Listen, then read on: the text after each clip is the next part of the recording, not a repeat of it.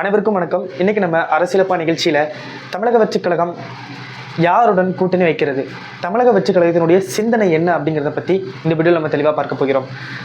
பிஜேபியோட கூட்டணியா, காங்கிரஸோட கூட்டணியா? காங்கிரஸோட கூட்டணி வைக்கிறாங்க அப்படிங்கிற பட்சத்தில் ரெண்டாவதாக திமுக வந்து நிற்குதே. அப்போ திமுகவுடைய கூட்டணி மாதிரி ஆயிடுதே. இல்லாட்டி காங்கிரஸ் வந்து திமுகலேருந்து விலகிடுவாங்களா, இல்லாட்டி பிஜேபி கூட போகிறாங்களா? பிஜேபி கூட போனால் அவங்கள இவ்வளோ தூரம் ஏசியிருக்காங்க, பேசியிருக்கிறாங்க அப்படிங்கும்போது எப்படி கரெக்டாக இருக்கும்? இவ்வளோ நாள் பேசுனதெல்லாம் அப்போ பொய்யா? அப்போ நேரத்துக்கு தகுந்த மாதிரி பச்சோந்தி மாதிரி மாறுறாரா விஜய்? இந்த மாதிரியான கேள்விகள் எழ தொடங்குது. இப்போ தமிழக வெற்றிக் கழகத்துடைய நிலை என்ன அப்படிங்கிறத லாஸ்ட் 24 ஹவர்ஸில் என்ன நடந்திருக்கு அப்படிங்கிறத வச்சு உங்கள்கிட்ட சொல்ல போகிறேன். வாங்க வீடியோக்குள்ளே போகலாம். உங்கள் வீட்டு பிள்ளை, நான் ரிப்போர்ட்டர் பிரேம்குமார். இது நம்மளுடைய அரசியலப்பா நிகழ்ச்சி.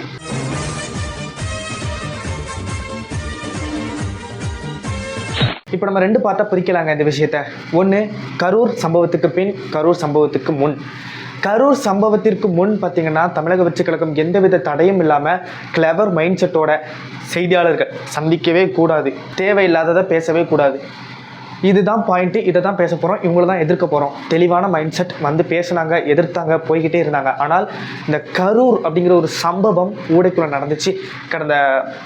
கடந்த மாதம் 27ஆம் தேதி நடந்த மேன்மேடு டிசார்டர் அப்படின்னு தான் நீதிபதி அவர்கள் இதை சொல்லியிருக்கிறாங்க.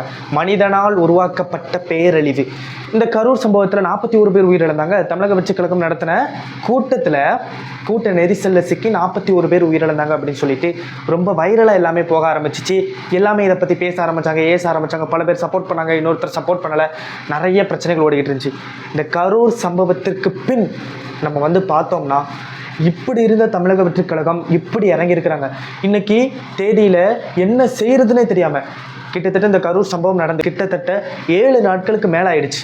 7 நாட்கள் ஆக்கியும் இன்ன வரைக்கும் இந்த நொடி பொழுது வரைக்கும் என்ன பண்ண போகிறோம், வாட் நெக்ஸ்ட், அடுத்த ஸ்டெப் என்ன அப்படிங்கிறத யோசிக்கவே முடியல. என்ன பண்ணுறதுனே தெரியல.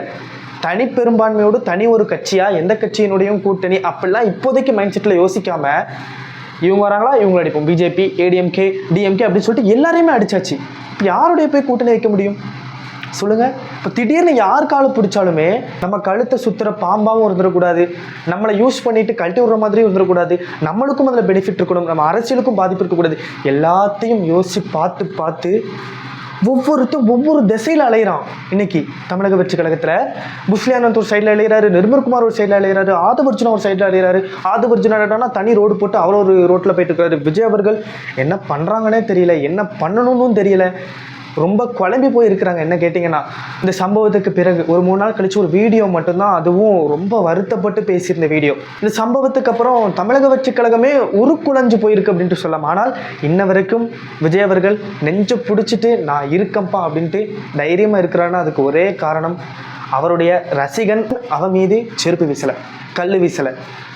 உயிரிழந்த 41 குடும்பத்தில் இருந்து ஒருத்தர் கூட வந்து விஜய்க்கு அகேன்ஸ்டாக நான் கேஸ் போடுறேன், டிவிகேக்கு அகேன்ஸ்டாக நான் பேசுகிறேன்னு வந்து பேசலை. பேசினவங்களும் மீடியாவில் அவ்வளவு ஹம்பிளாக பேசியிருந்தாங்க. யாரை பாயிண்ட் பண்ணணுமோ அவங்கள பாயிண்ட் பண்ணி பேசியிருந்தாங்க. ஃபுல் அண்ட் ஃபுல் மக்கள் சப்போர்ட் இருக்குது அப்படிங்கிற ஒரே காரணத்துக்காண்டி தான் இன்றைக்கி விஜய் அவர்கள் நிம்மதியாக தூங்குவார் அப்படின்ட்டு நான் நினைக்கிறேன். ஆனால் பயமாக தான் இருக்குது. வாட் நெக்ஸ்ட் அப்படிங்கும்போது எந்த கட்சி தலைவராக இருந்தாலும் இதில் பயப்பட தான் செய்வாங்க. அதில் முக்கியமாக பார்க்கப்படக்கூடிய ஒரு விஷயம், லாஸ்ட் 24 ஹவர்ஸில் என்ன நடந்திருக்கு அப்படின்ட்டு பார்க்கும் பொழுது, புஷ்லி ஆனந்த் அவர்கள், நிர்மல்குமார் அவர்கள், இவங்க 2 பேர் மீதும் வழக்கு பதிவு செய்யணும். பொதுச் செயலாளர், இணை பொதுச் செயலாளர் வழக்கு பதிவு செய்யணும் அப்படின்னு சொல்லிட்டு காவல்துறை முடிவு எடுத்துட்டாங்க. வழக்கு பதிவு பண்ணிட்டாங்க. 2 பேரையும் தேடுறோம். 2 பேரும் தலைமறைவு அப்படின்ட்டு நியூஸ் வந்துருச்சு. கடந்த 5 நாட்களாக தலைமறைவாக இருந்தாங்க. நேற்று என்னடான்னா புஷ்லி ஆனந்த் டெல்லியில் இருக்கிறாரு, நிர்மல்குமார் டெல்லியில் இருக்கிறாரு. 2 பேரும் அவங்க போய் தங்களுடைய முன்ஜாமீன் மனுவை தாக்கல் செஞ்சுருக்காங்க அப்படின்ட்டு தெரிய வருது சுப்ரீம் கோர்ட்டில். ஏன்னா ஹைகோர்ட் கைவிட்டுடுச்சு, சுப்ரீம் கோர்ட் போயிட்டாங்க, டெல்லியில் இருக்கிறாங்க. டெல்லியில் புஷ்லி ஆனந்தோடைய ஃபேஸை மீடியா கவர் பண்ணும்போது தலைமறைவாக இருந்தவர் வெளியே வந்துட்டார் அப்படின்னு சொல்லிட்டு பல கேவலமான டைட்டில்லாம் வச்சு நான் வீடியோலாம் பார்த்துருந்தேன். ரொம்ப எக்ஸ்ட்ரீம் லெவலாக போகிறாங்க. இவருக்கு முன்ஜாமீன் கிடைக்குமா கிடைக்காதா அப்படிங்கிறத நம்ம பொறுத்திருந்து தான் பார்க்கணும். அடுத்த வாட் நெக்ஸ்ட், அடுத்த என்ன, கட்சிக்கு அடுத்த என்ன அப்படின்ட்டு பார்க்கும் பொழுது விஜய் அவர்கள் கண்டிப்பான முறையில் இப்போ தனித்து நிற்க முடியவே முடியாது. இப்போ உடனடியாக ஒரு கூட்டணியில் சேர்ந்தே ஆகணும்.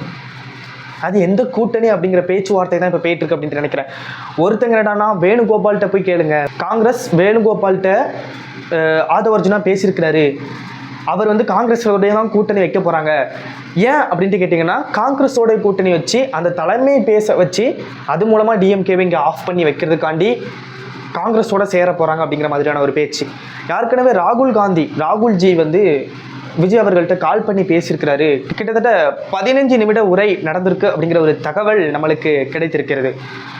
அதே மாதிரி உள்துறை அமைச்சர் அமித்ஷா அவரும் விஜயை தொடர்பு கொண்டு பேசியிருக்கிறார். கிட்டத்தட்ட ஒரு 5 நிமிட உரையானது நிகழ்ந்திருக்கு அப்படின்ட்டு தெரிய வருது. இங்கே கரூர் சம்பவம் நடைபெற்ற உடனேயே விஜய்க்கு மேலிருந்து மத்தியத்திலிருந்து நேரடியாக உதவி கிடைக்குது. என்ன உதவி? பண உதவியா? பணம் தான் இங்கே நிறைய இருக்குது. அப்போ அந்த சுச்சுவேஷனில் என்ன வேணும்? ஒரு குழுவை அமைச்சு, உண்மையை கண்டறியும் குழு அப்படின்னு சொல்லிட்டு 8 எம்பிக்கள் கொண்ட குழுவை அமைச்சு விரைந்து கரூருக்கு அனுப்புறாங்க. இங்கே என்னடானா, ஐயா எடப்பாடி பழனிசாமி அவர்கள் பிஜேபியுடைய கூட்டணியில் இருக்கக்கூடியவர், இவர் விஜய் மீது குறை சொல்லாதீங்க, ஆளும் கட்சி தான் இதுக்கு காரணம், பாதுகாப்பில் குறைபாடு இருக்குது அப்படிங்கிற ஒரு வார்த்தையை போட்டு விட்டு விஜயை காப்பாற்றி விட்டுட்டு போனார். விஜய் நான் இப்போதைக்கு சேஃபாக இருக்கிறாங்க, கொஞ்சமாவது தேறி வராங்க அப்படின்னா அதுக்கு முக்கிய காரணம் எடப்பாடி பழனிசாமி அவர்கள். சத்தியமாக சொல்கிறேன், அன்னைக்கு பழனிசாமி மட்டும் அந்த ஒரு வார்த்தையை சொல்லலை அப்படின்னா எல்லாரும் போட்டு ஏறுன்னு ஏறியிருப்பாங்க. அவரும் சப்போர்ட்டுக்கு வந்ததுனால மட்டும்தான் இன்னைக்கு லைட்டாக அமுங்கியிருக்கு. ரொம்பன்னு சொல்ல முடியாது, லைட்டாக கொட்டம் அடங்கியிருக்கு அப்படின்ட்டு சொல்லலாம். ஆதவர்ஜுனா வந்து வேணுகோபால்கிட்ட போகிறாரு, காங்கிரஸ் தலைமை மூலமாக பேசி டிஎம்கேவை ஆஃப் பண்ணலாம் அப்படிங்கிற ஒரு மைண்ட் செட்டில் போகிறாரு. பிஜேபி கூட இவர் பேச்சுவார்த்தையே நடத்தலை அப்படின்ட்டு தான் தகவல் வெளியாயிருக்கு. ஆனால் இன்னொரு புறம் என்ன சொல்கிறாங்கன்னா, எதிர்த்துறலாம் டிஎம்கேவை, போய் அவங்கள்ட்ட போய் கெஞ்சறதை விட்டுட்டு காங்கிரஸ் மூலமாக பேசி இதை ஆஃப் பண்ணுங்க அப்படின்ட்டு சொல்கிறத விட்டுட்டு பிஜேபியோடைய கூட்டணி வச்சிடலாம். பிஜேபி, ஏடிஎம்கே, டிவிகே இந்த 3 கூட்டணி வச்சுட்டாங்கன்னா தொடுறதுக்கு பயப்படுவான், எதுவும் பேச முடியாது. அடுத்து அடித்தாங்கன்னா ஏடிஎம்கேவும் பிஜேபியும் வந்துடும். ஸோ எதுவுமே பண்ண முடியாது. அதனால் இவங்க 2 பேர் பின்னாடி போய் நின்றுக்கலாம் அப்படின்ட்டு விஜய் அவர்கள் நினைக்கிறதாகவும், விஜய் அவர்கள் அமித்ஷாட்ட பேசுகிறாரு. பிஜேபியாக இந்த ஹெல்ப்லாம் பண்ண கொஞ்சம் யோசிச்சு பாருங்களேன். எல்லாமே விஜய் அவர்களை எந்த சைடு வாங்க அந்த சைடு வாங்கன்ட்டு முக்கியமான முடிவு எடுக்கக்கூடிய கட்டத்தில் இப்போ விஜய் இருக்கிறாரு. தமிழக வெற்றி கழகமும் இருக்குது. இந்த முடிவில் தான் இருக்குது அவங்களுடைய அரசியல் வாழ்க்கை அடுத்து என்ன ஆக போகுது அப்படிங்கிறது. இந்த கரூர் கோர சம்பவத்தில் நடந்ததில் டிவிகே இப்போ எந்த கூட்டணியில் சேர போகிறாங்கன்னு நம்மளுக்கு விரைவில் தெரிஞ்சிடும் அப்படின்ட்டு நான் நினைக்கிறேன். கூடிய சீக்கிரத்தில் தெரிஞ்சிடும். 6 மாதம் தான் இருக்குது. பட் இருந்தாலும் இவ்வளவு சீக்கிரமாக தெரிய வருதுன்னா அதுக்கு காரணம் இந்த கரூர் விபத்து. பிஜேபியில் ஹெச் ராஜா அவர்களும் விஜய் அவர்களுக்கு சப்போர்ட் பண்ணுறாங்க. இப்படி ஹெச் ராஜாலாம் நான் இப்படி பேசி நான் பார்த்ததே கிடையாது. வெளிப்படையாக சொல்கிறாரு, ஐ எம் சப்போர்ட் விஜய் அப்படின்ட்டு அசால்ட்டாக சொல்லிட்டு போகிறாங்க. அப்போது எப்படியாவது விஜயை உள்ளே கொண்டு வந்துட்டா தமிழகம் நம்மளுக்கு தான் அப்படின்ட்டு பிஜேபி முடிவு பண்ணிட்டாங்க. 3 பேரும் ஒன்று சேர்ந்துட்டா டிஎம்கே கண்டிப்பாக தோக்க தான் போகுது. இப்போமே கொஞ்சம் அதை என் வாயில் சொல்ல முடியாது. சொன்னால் என்ன நடக்கும்ட்டு உங்களுக்கே தெரியும், சொல்ல மாட்டேனா. அதே போல் இன்றைக்கு ஆதவர்ஜுனா, புஷ்லியானந்த் அவர்கள், நிர்மல்குமார் அவர்கள் 3 பேரும் டெல்லியில் இருக்கிறாங்க அப்படின்னா, டெல்லி போயிருதுக்கு எதுக்காண்டினா அமித்ஷா அவர்களை சந்தித்து பேசுறதுக்காண்டி, அமித்ஷா அவர்கள்ட்ட போய் பேசி கூட்டணியில் சேர்றதுக்காண்டி அடுத்த கட்ட நடவடிக்கை என்ன அப்படிங்கிறத தெரிவிக்கப்படுறதுக்காண்டி அப்படின்ட்டு சொல்கிறாங்க. ஆனால் இன்று வரைக்கும் அஃபிஷியலாக யாருமே பிஜேபியை போய் சந்திக்கலை அப்படின்ட்டு தெரிய வருது. தேர்தல் அமைப்பு மேலாண்மை குழுவில் இருக்கக்கூடிய ஆதவர்ஜுனா மட்டும் போய் காங்கிரஸில் உள்ள தலைவர்களை சந்தித்திருக்காரு, மூத்த தலைவர்களை சந்தித்திருக்காரு அப்படிங்கிற தகவல் வெளியாயிருக்கு. அப்படிங்கும்போது மக்களிடையே ஒரு குழப்பம் ஏற்படுது. காங்கிரஸ்கிட்ட போய் சேர போகிறாங்களா, பிஜேபிகிட்ட போய் சேர போகிறீங்களா?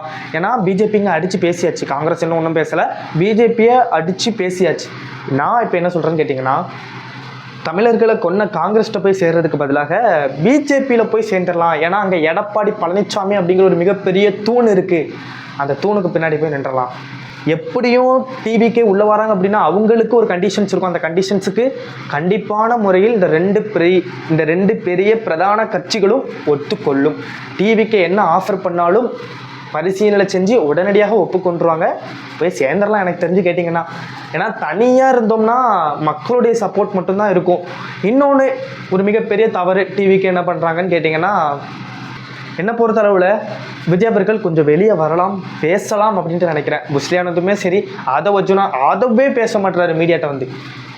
இன்றைக்கி எல்லாரும் என்ன பேசிகிட்டு இருக்காங்கன்னா, தப்பே இல்லைன்னா கூட மௌனம் அப்படின்ட்டு இருக்கும் பொழுது எல்லாரும் ஏறி அடிச்சுக்கிட்டே இருப்பாங்க, மக்களை பிரெயின் வாஷ் பண்ணிக்கிட்டே இருப்பாங்க. அப்படின்ட்டு இருக்கும்போது மக்கள் யார் சொல்கிறத நம்புவாங்க? இந்த பிரெயின் வாஷ் பண்ணிகிட்டே இருக்கிறவங்க அவங்க வீடியோ போட்டுக்கிட்டே இருப்பாங்க. டிவிக்கே தான் காரணம், விஜய் தான் காரணம், தமிழக வெற்றி கழகம் தான் காரணம் அப்படின்னு சொல்லிட்டு அடுக்கடுக்காக பேசிகிட்டே இருப்பாங்க. இன்றைக்கு செந்தில் பாலாஜி அவர்கள் ப்ரெஸ் மீட் கூட்டினாரு, மிக தெளிவான பேச்சு. அதே மாதிரி விஜய் அவர்கள் ஒரு ப்ரெஸ் மீட் போட்டாங்க அப்படின்னா நல்லாயிருக்கும். ஏன்னா அமைதியாக இருக்க மேலே ஏறிக்கிட்டே தான் போயிட்டுருப்பாங்க. மக்கள் என்ன நினைக்கிறாங்க, டிவிக்கு என்ன நினைக்கிறாங்கங்கிறது மக்களுக்கு தெரிய வரணும். அமைதியாக இருந்துகிட்டு இருந்தாங்கன்னா ரொம்ப கஷ்டம் அப்படின்ட்டு தான் நினைக்கிறேன். நான் சொல்கிறேன், எழுதி வச்சுக்கோங்க. இந்த கேஸ், அதாவது கரூர் 41 பேர் உயிரிழந்த ஒரு கோர விபத்து, இந்த கேஸ் கண்டிப்பான முறையில் சென்னை உயர்நீதிமன்றத்தில் முடியாது. கண்டிப்பான முறையில் சுப்ரீம் கோர்ட் கொண்டு போவாங்க அப்படிங்கிறத மட்டும் இந்த இடத்துல நான் சொல்லிக்கொள்ள விரும்புகிறேன். நோட் பண்ணி வச்சுக்கோங்க, எழுதி வச்சுக்கோங்க. நான் சொல்லிட்டேன். ஏன்னா மக்களுக்கே அந்த நீதிபதி மேலே நம்பிக்கை இல்லை அப்படிங்கிற ஒரு குற்றச்சாட்டு எழுந்திருக்கு. வழக்கு சரியான முறையில் நடைபெறுமானும் தெரியல அப்படின்ட்டு சொல்லியிருக்காங்க. ஸோ கண்டிப்பான முறையில் இந்த வழக்கு சுப்ரீம் கோர்ட்டு போகும் அப்படின்ட்டு என்னுடைய கருத்து. கடைசியாக இன்னொன்றும் சொல்ல நான் விரும்புகிறேன். இது எல்லா வீடியோவில் நான் சொல்லிக்கிட்டே தாங்க இருப்பேன். நீதிபதி செந்தில்குமார் அவர்கள் போன ஜட்மெண்ட்டில் என்ன சொல்லியிருந்தாங்க அப்படின்னா, உத்தரவு, அதாவது கேள்வி எழுப்பியிருந்தாங்க. அந்த கேள்விகளில் ஒன்று இடம்பெற்றுருந்துச்சு, இன்னும் விஜய் அவர்களுடைய பிரச்சார வாகனத்தை சீஸ் செய்யாமல் இருப்பது எதற்காண்டி அப்படிங்கிற ஒரு கேள்வியை அவங்க எழுப்பியிருந்தாங்க. விஜய் அவர்களுடைய வாகனத்தை பறிமுதல் செய்வதற்கான காரணம் என்ன கேட்டால், விபத்து நடந்திருக்கு அப்படின்ட்டு சொல்கிறீங்க. விஜய் அவர்களுடைய வாகனம் எஃப்சி கரெக்டாக இருக்குது, இன்சூரன்ஸ் கரெக்டாக இருக்குது, ஃபிட்னஸ் சர்டிஃபிகேட் இல்லாத வாகனத்தை மட்டும்தான் காவல்துறையால் சீஸ் செய்ய முடியும் அப்படின்ட்டு ஒரு ரூலும் இருக்குது. அதே போல் வாகனம் தாறுமாறாக ஓட்டியிருந்தாலோ, அப்படி ஏதாவது எக்ஸ்ட்ரீமாக நடந்திருந்தாலோ தான், பிடிச்சிட்டு வாகனம் ஓட்டியிருந்தாலோ, இந்த மாதிரி விஷயங்கள் நடந்திருந்தா என்ன பண்ணுவாங்க? டிரைவருடைய லைசன்ஸை கேன்சல் பண்ணுவாங்க. இன்னொரு விஷயம், அந்த வாகனத்தை பறிமுதல் செய்வாங்க. ஆனால் இந்த விஷயத்தில் இது எதுவுமே நடக்கலை. தமிழக வெற்றிக் கழகம் அதனுடைய வாகனம், விஜய் அவர்கள் பரப்புரை மேற்கொள்ளக்கூடிய வாகனம் ரோட்டில் போயிட்டு இருக்குது. விஜய் அவர்களுடைய வாகனம் போய் அந்த பைக் மேலே மோதலை, அந்த சைடு வந்துட்டு இருக்கு. நீங்கள் நல்லா நோட் பண்ணிங்கன்னா தெரியும், அது மிகப்பெரிய பேருந்து, கண்ணாடிலாம் உயரத்தில் இருக்கும். நிறைய வீடியோஸில் பார்த்துருப்பீங்க. லாரி முன்னாடி கூட டக்குன்னு வந்து டேன் ஆகாதீங்க, ஏன்னா கீழே இருக்கிறவங்க தெரியாது, கண்ணாடி மேலே தான் இருக்கும், சைடில் வரவங்க தான் பார்க்க முடியும். நீங்கள் இங்கே பக்கத்தில் வந்தீங்கன்னா தெரியாது. சொல்லியிருக்கோமா? அவருடைய பிரச்சார வாகனத்தை பக்கத்தில் வந்துட்டு இருக்கிற ஒரு வண்டி, 2 பேர் வந்துட்டு இருக்கிறாங்க. அதுக்கு பக்கத்தில் இன்னொரு வண்டியில் 2 பேர் வந்துட்டு இருக்கிறாங்க. லாஸ்ட்டாக வந்த வண்டி ஸ்லிப் ஆகி விழுந்து, அதுக்கு சைடில் வந்த வண்டி விழுந்து தான் விஜய் அவர்களுடைய பிரச்சார வாகனத்து மீது மோதிச்சு. இதுதான் விபத்து. விஜய் அவர்களுடைய வாகனம் போய் மோதினா தானங்க பறிமுதல் செய்ய முடியும். பறிமுதல் அப்படிங்கிற வார்த்தை பயன்படுத்துனதே தவறு அப்படின்ட்டு மக்கள் கொந்தளிச்சிட்டு இருக்காங்க. இன்னைக்கு எதுக்காண்டினா, 2026 தேர்தலுக்காண்டிய பிரத்யேகமாக வடிவமைக்கப்பட்ட பிரச்சார வாகனம். அது பல கோடி ரூபாய் செலவில் வடிவமைச்சிருக்காங்க. இன்னும் விஜய் அவர்கள் அடுத்த கட்ட நடவடிக்கைக்கு போய் இன்னொரு வாகனத்தை தயார் பண்ணுறது ரொம்ப ரொம்ப கஷ்டம். ஒரு சிம்பிளாக தான் வாகனத்தை தயார் பண்ண முடியும். ஆனால் சீப்பாக பிடிங்கிட்டா கல்யாணம் நின்றுமா அப்படிங்கிற மாதிரி வாகனத்தை பிடுங்கிட்டா பிரச்சாரம் நிற்காது. ஆனால் இது அவருக்குன்னே தயாரிக்கப்பட்ட ஒரு வண்டி, மேலே அந்த கம்பிலாம் போட்டு நல்லா பிரச்சாரம் பண்ணுறதுக்கு ஏதுவான வண்டி. இதை பிடுங்குறாங்க அப்படிங்கிற பட்சத்தில் ரொம்ப கஷ்டம். அவர் அடுத்த பிரச்சாரத்திற்கு இன்னொரு வாகனத்தை தான், மாற்று வாகனம் ஏற்பாடு பண்ணி தான் போகணும். வேலிடான ரீசன் இருந்தால் கண்டிப்பாக வாகனத்தை பறிமுதல் பண்ணுங்கள். பட் எந்தவித ரீசனுமே இல்லாமல் விபத்து நடந்திருக்கு. விபத்துக்கு இந்த வேன் காரணமே கிடையாது. அப்படிங்கும்போது எதற்கு வாகனத்தை பறிமுதல் பண்ணணும்? ஃபிட்னஸ் சர்டிஃபிகேட் இல்லாத வாகனமாக இருந்தால் இப்போவுமே பிடிச்சி உள்ளே போடுங்க, யாரும் கேட்க போகிறது கிடையாது. ஸோ விஜய் அவர்கள் விரைவில் எந்த கூட்டணியில் சேரப்போகிறார் அப்படிங்கிறத மட்டும் நம்ம பொறுத்திருந்து பார்க்க வேண்டும். நான் உங்களை அடுத்த வீடியோவில் சந்திக்கிறேன். Tata bye bye.